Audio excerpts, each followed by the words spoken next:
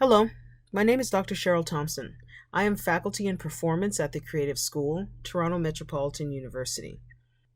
Welcome to our series, Remixing the Archive, Conversations with Black Creatives. In this episode, episode 3, Photography and Performance as Archive, artist, writer, and curator Anique Jordan engages in a conversation with actor, director, and assistant professor Lisa Cox.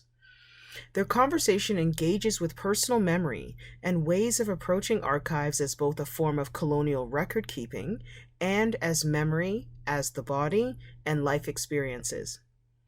While Jordan, who works primarily with photography, and Cox, who is both an actor and director, provide honest and engaging insights on different performative approaches to archives, their conversation unearths many unexpected connections between these two artistic forms. I hope you enjoy this episode of Remixing the Archive. Let's just start with introducing ourselves and our creative practices. Yeah, that sounds good. Do you want me to? Okay. So my name is Anique Jordan. I'm a Toronto-based artist. I work largely in photography or photo-based practices that have extended in towards sculpture, and oftentimes are informed by performance. So sort of work in multiple planes.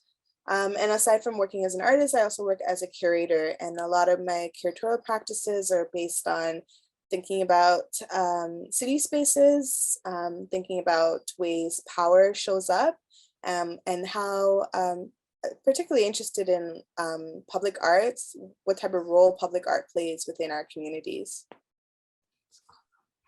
And I'm Lisa. And I come to this conversation from a performance angle. I spent most of my time so far as a performer, predominantly as an actor, but also with singing and dance, or voice work in general and dance, which is kind of broader than singing. And then also now moving into direction predominantly. And I'm really curious about culturally responsive pedagogy. I'm really curious about racialized humans and bodies in space, how they interact, what they say to each other without words necessarily, and how that drives us all forward. Yes. Yes. Ditto. Yes, all of that. Amazing. So what is an archive for you? I'm going to actually pitch that one to you first because you know how I feel about archives. Well, not yet. I don't fully know, but I want to hear this because, I want to hear from a person who's dealing with live arts, performance, because I think about it through performance so much, actually. Like, my background is in performance. I started off as a dancer as a kid, and my first mentor who really encouraged me towards thinking about visual arts is a theater person, Jamaican performer. So all of my work had initially started off with performance and with interventions into space. And she is actually the one who introduced me into this book by Diana Taylor, who is I think she's an Argentinian performance artist, and it's called The Archive and the Repertoire. And through reading that and thinking through it, I started to think about the archive as existing across two different spaces. One is this sort of material, tangible archive that we've come to understand that photos exist in, right? That can be slotted and referenced and pulled up. And the other one is this archive that lives in the body, that is performed, that is memory, that is witnessed, that you pull up and you count, that you pull up and you can recount, but only through conversation and relationship. And it equally changes you and impacts history in the way that a material archive does, except that it doesn't live in the tangible or material world. It lives in our bodies, in our memories, and in our relationship to each other. And I think that is why I've always continued to exist across both planes, both performance and photo, because I see the value in both of those spaces, and I'm interested in both those spaces, what they can do.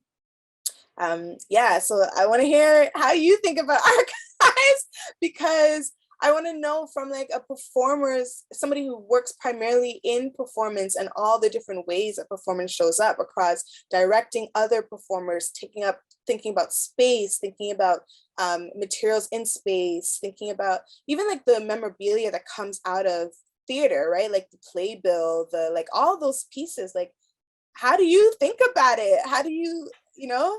And also specifically because people always, well, it is true that theater is never felt the same as a recorded document, right? So what happens? Like, how does it work for you? What do you tell me all the tea? All the tea. I mean, I have to say, as a performer, because of the type of performance I did, which was often text-based or narratively based, I never really, especially initially in my career, I never really thought about my body as an archive. I was just kind of, you know, I was just there, and I'm gonna go up in voice and act myself out. Like I was like just there, and like there do the show, and it was really fun. Right? That would be my younger self approaching performance. But as I gain more experience and quite frankly age, and then now I'm also a mother, and I think to a certain extent life is performance. My experience understanding of what performance is has gotten bigger and broader, and I think will continue to expand out, especially I think with parenthood. As I start to say something to my offspring, I realize I am performing my mother to a certain extent. And so my body is the archive of the experience of my mother, and now I'm performing it. I love that. What the F? That's amazing. My body's the archive of my mother. Like, write that down, please. Okay. Because that is incredible. And it is everything. That is so, like, how true is that? You don't get something that's more true than that sentence. And the thing is about that is that it's the archive of my mother, of my mother, of my mother, of my mother. Like that continues on, right? Oh, it's so amazing. I can't believe you said you never thought about your body as the archive, and you're like, yeah, actually, I'm thinking all these things all the time. Yeah, no, that's, how true is that? I love that. Yeah. And then it's of course so present for me when I go on stage now.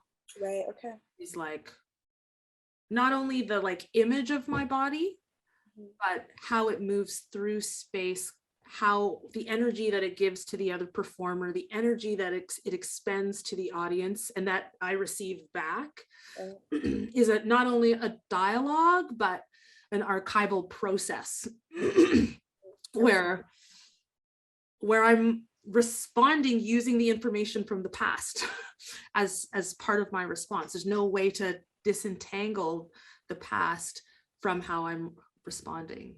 So that's how I think of it in terms of archival processes. I'm loving this. Yeah, and you know what's really interesting too, as a performer, like your body is your tool, right? And so you're constantly learning how your body reacts, how it responds to things, how it moves. Like, you know your body so much more intimately than an artist who uses some other apparatus, right, as their main tool. So it's really interesting how intimate you actually know and have studied your archive, like your own memories, your lines, your ways that you even invoke certain emotions in the past. Like, you pull on that all the time, you know? Absolutely. And because my son has like some sensory processing challenges, realizing that the senses and the emotions, for me, at least the way I have been processing that, is that the feelings and the emotions are a sensation. That's a sensorial process. And all of those sensations are built within the body. And you can actually identify those. Like, the way his brain works is he can't just say, I'm this feeling. He needs to identify the sensation, and then he's able to identify the feeling. So just that sensation and knowing what that sensation is an archive, right? Yeah.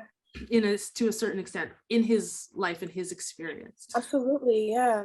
The thing is for me is that an archive is such a, it's such a colonial European construction of how to remember and how to recall the past. And we don't have those, our traditions aren't steeped in that.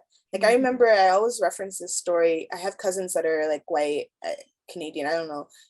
And they, like my cousin who married into a family, and I remember at Christmas time, one time they got a gift from their grandmother of all these recipes that her grandmother wrote down or had been written down and gifted to her grandchildren, who were my cousins. And I turned to my mom and I was like, Mom, how come we don't have something like that? Like, I want a book of recipes. And she looked at me so disgusted, but also so shocked. And she's like, we don't write down our recipes. And it just like hit me in a really particular type of way. I'm like, wow, like you realize how caught up you are with thinking that this is the standard of normal, right? It's like, no, you have a different culture, a different worldview, and a different way of remembering and keeping things. And it doesn't look the same way as what we're made to feel should be the standard, right?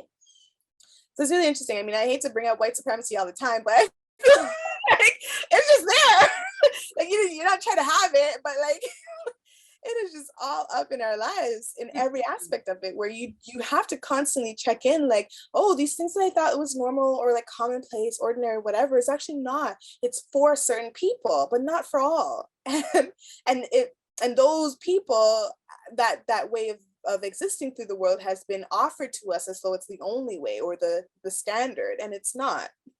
Absolutely. I mean, you're also like tapping on the oral tradition part of our experience and the relationality. If you don't write anything down, how are you going to learn it? That means I have to spend time with you, and I'm in the process of doing it right now with my mother. So like, I have to go to your house. I have to make the thing with you, and more than once.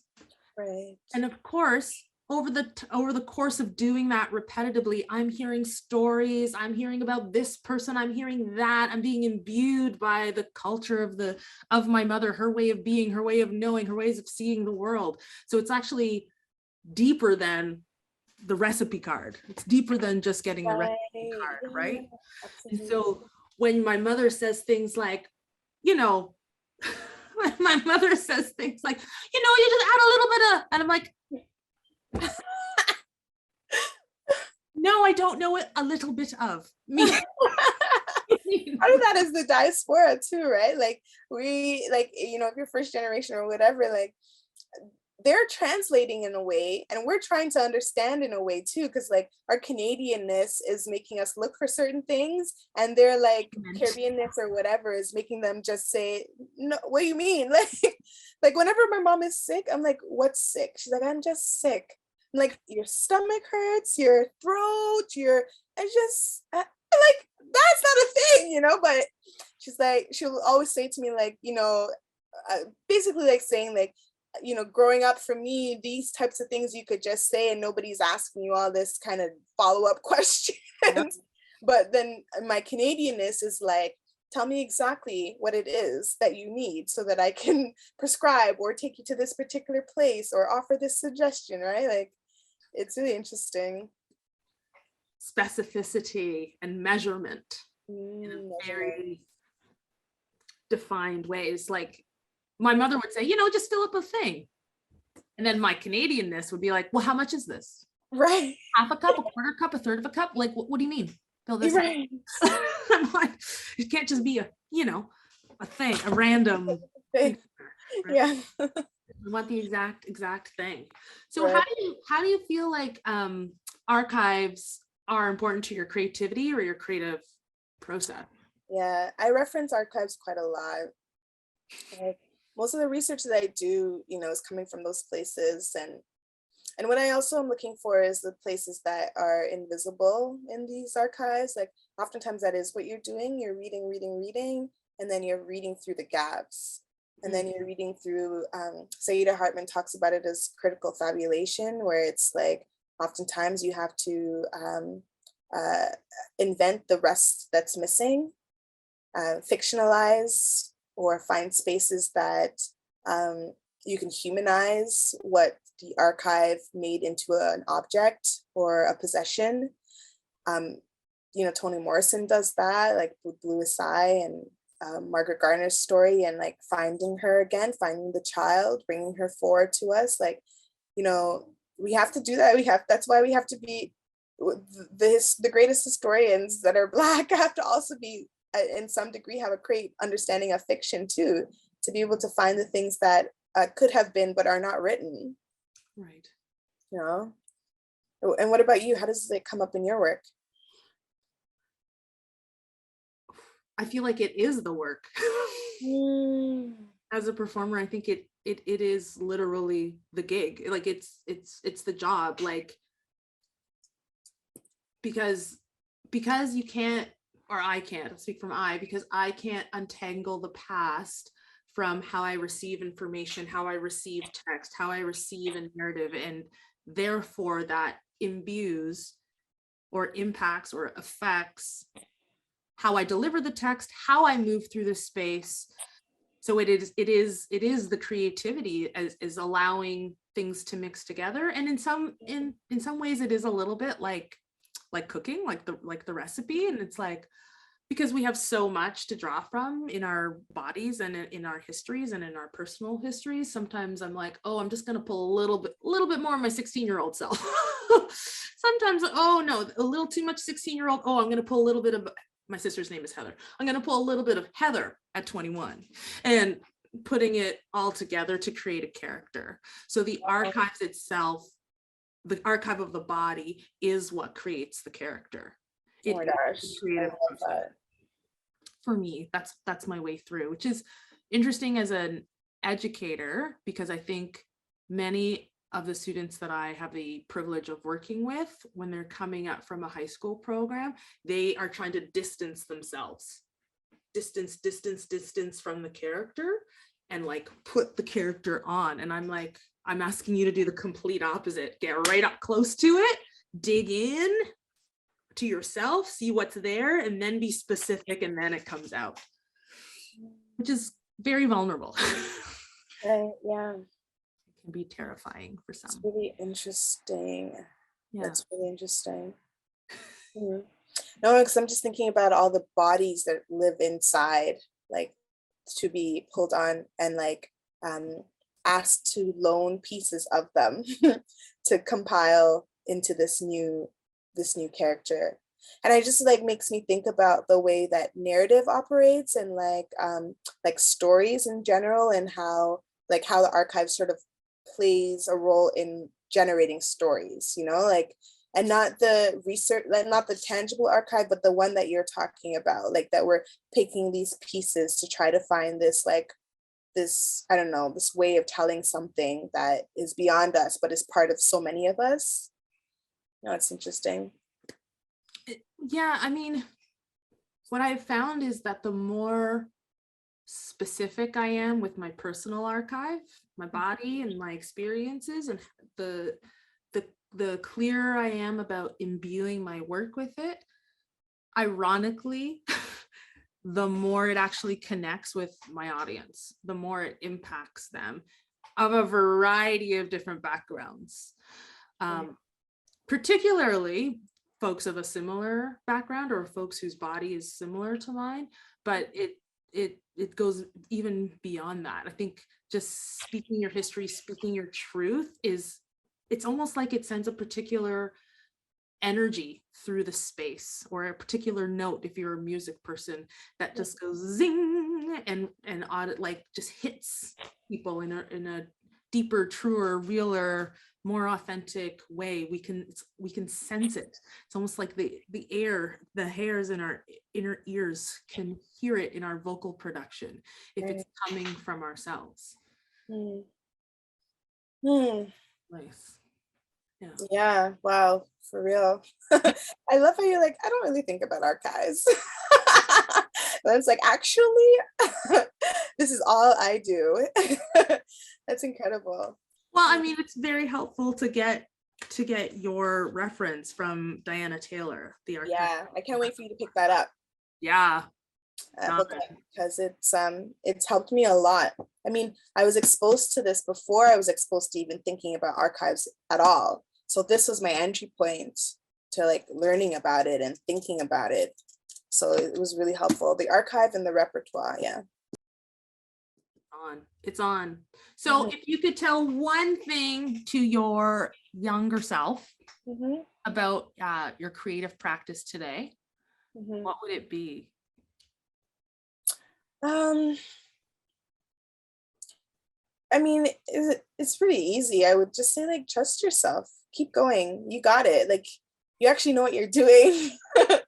And I would say, and this is something that I constantly try to offer to young people, it exists.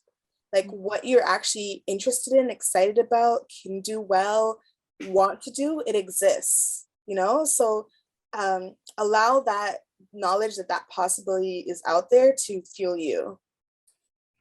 What would you say to your younger self?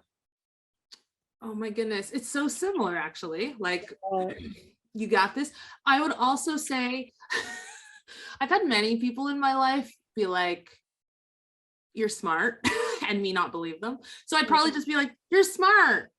Believe those people who say you're smart. And you know, you're more of a director than you think you are. It took me a really long time to get into directing, mostly through a lack of confidence. And it's like, no, you're a director. You have really big ideas, and that's okay. It's okay to have those big ideas and take up space. Right. Yes. The best. So if you were going to finish the sentence, I am, what would you say? Can I have some more context, please? I am what? I am. All you get is I am. You know what? Somebody asked me one time, they're like, what would you be if you were not an artist? Ooh. And I thought about it and I was like, miserable. Like, I don't, like, it took me a long time to call myself an artist, to be able to say that I am. And then when I did, I realized, like, well, what else were you then? Like, I don't understand what else you thought you were. So at my core, I could be all other things. I could do many other things, but I'm an artist. That is like just as foundational as my name is. 100%. Yeah. Well, what's yours? I am. I'm going to steal something you said. Yeah. I am an archive of my mother, of my mother, of my mother, of my mother. I love it. Yes. Yes. Let's make a play about that. You should totally make a play about that. I'm down. It's on. I love that. Yeah. Yeah. That's it.